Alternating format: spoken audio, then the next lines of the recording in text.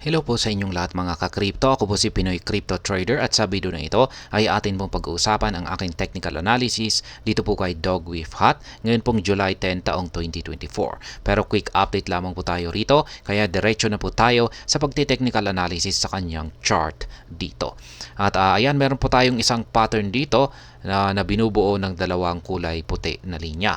Isa po itong triangle pattern or wedge pattern kung saan ay dito po naglalaro ang market price ni Pepe base pa rito nung mga nakaraang ayan, ito pang nakaraang June 24. At ayan, ngayon ay halos malapit na po siya rito sa dulo kung saan ay maiipit na po siya at wala na po siyang gaanong magagalawan. At ang inaasahan po natin dito ay kung saan po siya makakaranas ng breakout.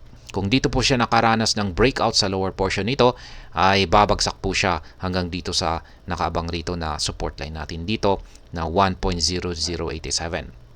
Pag ito po naman po ay makakaranas ng breakout sa upper portion nito, ay ang pinakamataas po na posibleng akyatin nitong si Dogwifhat ay ang 3.8090 base sa ating pattern dito. Pero para magawang akyatin ni Dogwifhat ang pinakamataas na price target natin dito na 3.80 ay kailangan po talaga na magkaroon siya ng isang matinding bullish momentum. At malala, yan po ay malalaman po natin sa pamamagitan ng ating dalawang indicators dito. Yung ating indicators dito ay kailangan po na magbago ng kulay kung saan ay kailangan pong maging kulay green. Yung ating QQE mode indicator naman dito sa ibaba ay kailangan po na magbago na rin ng kulay kung saan ay maging kulay blue katulad ng mga ito. Yan po yung ating inaasahan dito at dapat ay sasabay yan kung siya ay nakaranas ng breakout dito sa upper portion ng ating pattern dito. Pero sa ngayon ay kitang-kita naman po natin na yan, nananatiling kulay red yung Hall Street indicator natin at ganun din po yung ating mga QQE mode indicator. Kaya posibleng ang mangyari po rito ay dito po siya makakaranas ng breakout sa lower portion nito kapag nagpatuloy po na ganito ang ipinapakita ng ating indicators dito. Kaya kung sakaling nabasag po ito, ayan, kung sakaling dito po siya nagkaroon ng breakout ay ayan, dito po siya babagsak sa sunod na major support line natin dito. Ayan, nakasalalay po yung base sa aking analysis po rito ay ang magiging galaw ni Dogwifhat sa hinaharap ay kung saan po siya makakaranas ng breakout sa ating pattern dito.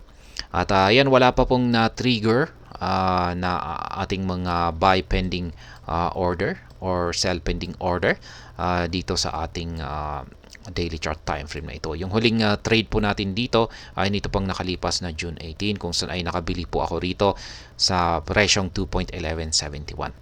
At ngayon ay meron po akong nananatiling tatlo na mga sell pending order dito sa itaas na nakatapat po sa mga resistance line natin dito at nag-iisa na lamang po na buy pending order na nakatapat po dito sa major support line natin dito sa ibaba. Ayan, malayo po ninyong kopyahin yan.